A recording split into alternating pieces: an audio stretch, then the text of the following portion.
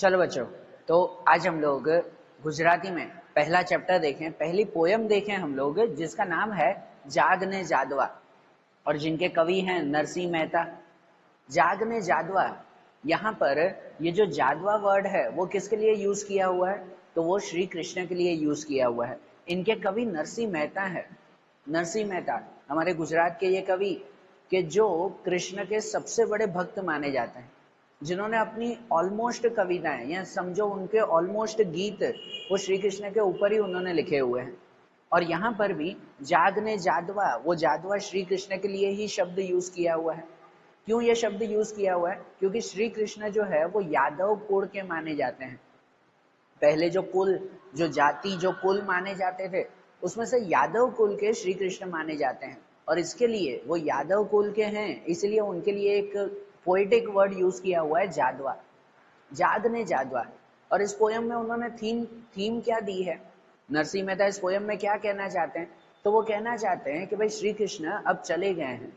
श्री कृष्ण जो है वो अब चले गए, वो यहाँ पर वृंदावन छोड़कर चले गए हैं और द्वारका में भी अपना जो है वो सभी कामकाज पूरा करके अब श्री कृष्ण की डेथ हो चुकी है।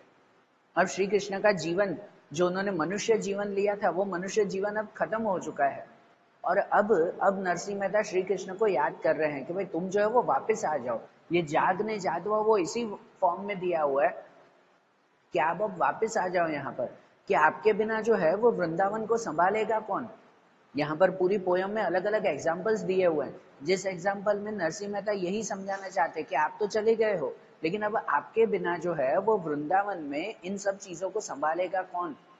तो इसलिए वो श्री कृष्ण को कह रहे हैं कि आप प्लीज वो वापस आ जाओ, ऐसे उन्हें जो है वो रिक्वेस्ट की जा रही है। उसके लिए ये वर्ड है जाग ने जादवा। देखो, पोएटिक फॉर्म में देखते हैं, पोयम में देखते हैं कि भाई वो क्या कहना चाहते हैं। कि जैसे टेक्स्ट बुक में देखो, उसमें लिखा हुआ है कि जाग ने जादवा कृष्ण गोवाड़िया, तुझ बिन धेनमा कौन जाशे।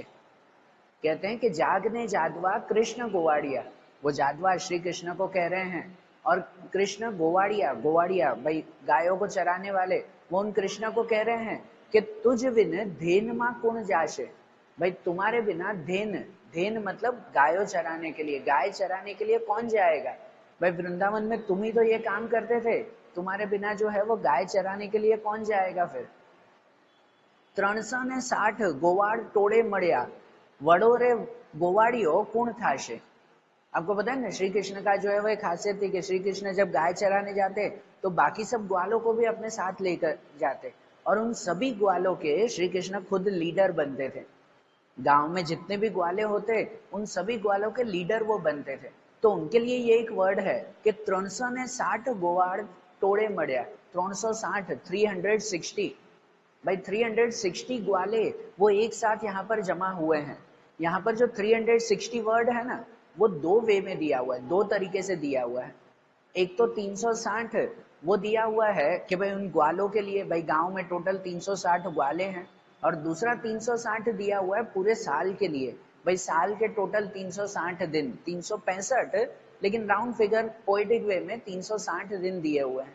तो कहते हैं ये सभी ग्वाले और सभी दिन, पूरा साल, भाई ये हमेशा साथ में रहते हैं, तुम्हारे साथ रहते हैं, और तुम ही हमेशा इनके लीडर बनते हो।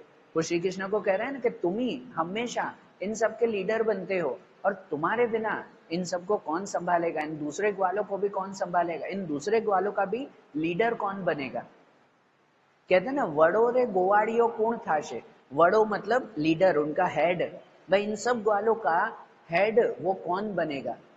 तो इसलिए वो श्री कृष्ण को याद कर रहे हैं कि आप जो है वो वापस आ जाओ, तुम्हारे बिना गाय चराने कौन जाएगा, तुम्हारे बिना इन सब ग्वालों का लीडर कौन बनेगा, तुम ही तो ये सब काम संभालते थे। तो उन्हें वापस बुलाने की वो इच्छा रख रहे हैं।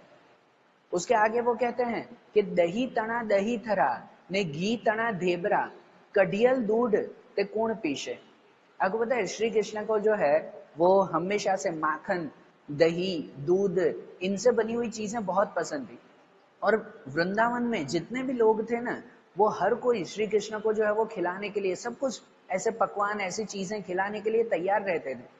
वो खुद को खुश नसीब मानते थे, वृंदावन वासी खुद को खुश नसीब मानते थे कि भाई हमें श्री कृष्ण को खिलाने का मौका मिल रहा है। वो ऐसे मानते थे और खुशी से सबको जो है वो खिलाते थे, श्री कृष्ण को खिलाते थे। लेकिन अब तो श्री कृष्ण है नहीं, तो इसलिए कवि कह रहे हैं कि आप हो नहीं, तो जो भी लोगों ने पकवान बनाए हैं, जो भी चीजें बनाई है, ये सब अब खाएगा कौन? उनके एग्जाम्पल्स हैं कि दही थना दही थरा, दही तना दही थरा। दही थरा एक तरह की पूरी जैसा आता है, पूरी जैसा आता है जो दही में से बनाया जाता है। कोई आटा बनाने के लिए आटे में से क्या कहते हैं, जनरली तेल डालते हैं या पानी डालते हैं, लेकिन दही डालकर आटा जो है वो तैयार किया जाता है, फिर उस आटे में से पूरी बनाते हैं। तो वो दही जैसी जो है वो एक पूरी आती है, उसे दही थरा कहते हैं। दही तना दही थरा ने घी तना घेबरा। घी तना घेबरा मतलब घी से बने हुए घेबरा। घेबरा भी एक तरह की वानगी आती है, एक मिठाई जैसा आता है। तो कहते हैं भाई ये जो है वो वानगी, ये दही थरा, ये घेबरा, कडियल दूध। कडियल दूध मतलब बॉईल किया हुआ दूध, है ना, बॉईल किया हुआ दूध। ते कौन पीछे, ते कौन पीछे मतलब ये सब कौन पिएगा?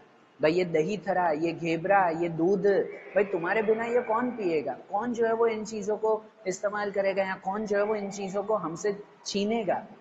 पता है श्री कृष्ण ऐसे भी तो करते थे कि श्री कृष्ण घर घर जाते थे, फिर जो क्या कहते हैं भाई, उनकी माखन की जो भी मटकी वगैरह होती थी उसे तोड़कर माखन ले लेते थे। घर में जो दूसरा भी खाने की चीजें होती थी वो भी वो चुपचाप ले लेते थे। तो इनडायरेक्टली वो भी कहा गया है। नरसिंह मेहता वो भी कह रहे हैं कि तुम्हारे बिना ये सब चीजें कौन लेगा फिर।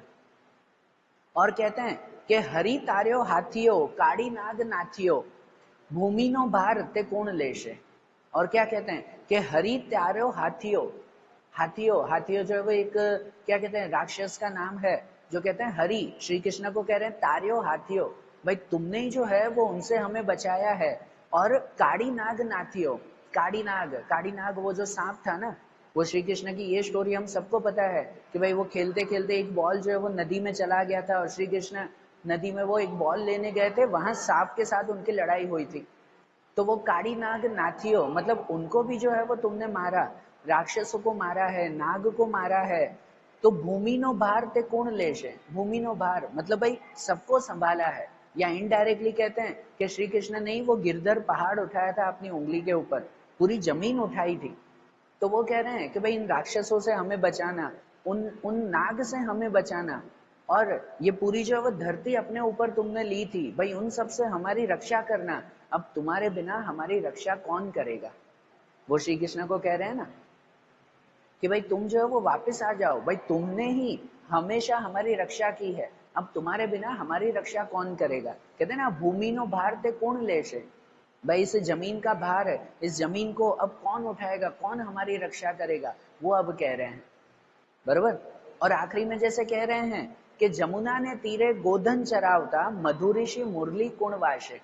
दूसरा ये श्री कृष्ण का काम कि वो जब भी जो है वो गायों को चराने जाते थे, तो यमुना नदी के किनारे बैठते और वहां पर मधुर सी जो है वो मुरली बजाते थे।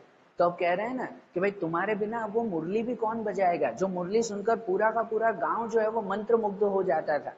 अब तुम्हारे बिना ऐसी मुरली कौन बजाएगा? कहते हैं जमुना ने तीरे, यमुना नदी के किनारे, अने गोधन चरावता। गोधन चरावता मतलब गायों को चराते चराते मधुरी सी मुरली कौन वासे। भाई इतनी मधुर सी मुरली अब तुम्हारे बिना और कौन बजाएगा? और आखिरी में कहते हैं कि भणे नरसइयो तारा गुण गाई रीजिए बुढ़ता बायड़ी कुण साशे। भणे नरसइयो, नरसिंह मेहता आप खुद के लिए कह रहे हैं कि तारा गुण गाई रीजिए। भाई मेरा जीवन तो हमेशा तुम्हारे गुण गाते हुए, भाई तुम्हारे ही भजन गाते हुए मेरा पूरा जीवन निकल गया है। नरसिंह मेहता कहते हैं ना कि भाई हमेशा मैंने जो है वो तुम्हारे ही भजन गाए हैं, तुम्हारी ही भक्ति की है। और कहते हैं कि भाई तुम हमेशा हमारे साथ रहना, क्योंकि आखिरी लाइन में लिखा हुआ है ना कि बुढ़ता बायड़ी कुण साशे।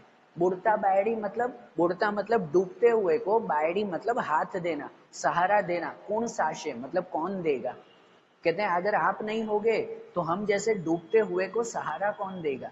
ये नरसिंह मेहता कहते हैं कि आपने ही तो हमेशा सहारा दिया है, मैंने हमेशा आपकी ही भक्ति की है, हमेशा आपका नाम ही मैंने जपता रहा है। अब जो है वो तुम्हारे बिना हमें कौन सहारा देगा? हम डूबते हुए को सहारा तुम्हारे बिना उन कौन देगा? इसलिए नरसिंह मेहता श्री कृष्ण को कहते हैं कि जागने जागवा, कि भाई तुम जो है वो फिर से आ जाओ, फिर से हमारे पास आ जाओ, क्योंकि तुम ही जो है वो हमारे जीने का सहारा हो। भाई तुम्हारे बिना हमें जो है वो कौन सहारा देगा, कैसे हम खुद जी पाएंगे? बरोबर, समझ में आ रहा है ना? छोटी सी ये पोयम थी, सिंपल सी ये पोयम, लेकिन इसमें भी नरसिंह मेहता श्री कृष्ण के बारे में अपनी भक्ति, अपना भाव, अपनी फीलिंग्स वो बहुत अच्छी तरह से डिस्क्राइब करते हैं। अब जैसे ये पोयम समझी ना, टेक्स्ट बुक में एक बार फिर से जो है वो लाइन टू लाइन आप लोग रीड कर लेना, तो अच्छी तरह से ये पोयम समझ में आएगी। कौन कौन से एग्जाम्पल्स बीच बीच में दिए हुए थे वो भी क्लियर होगा। फिर जैसे गुजराती के दूसरे चैप्टर्स आएंगे, आगे के जो पॉइंट्स आएंगे वो अब हम लोग नेक्स्ट वीडियोस में देखेंगे। Okay, thank you.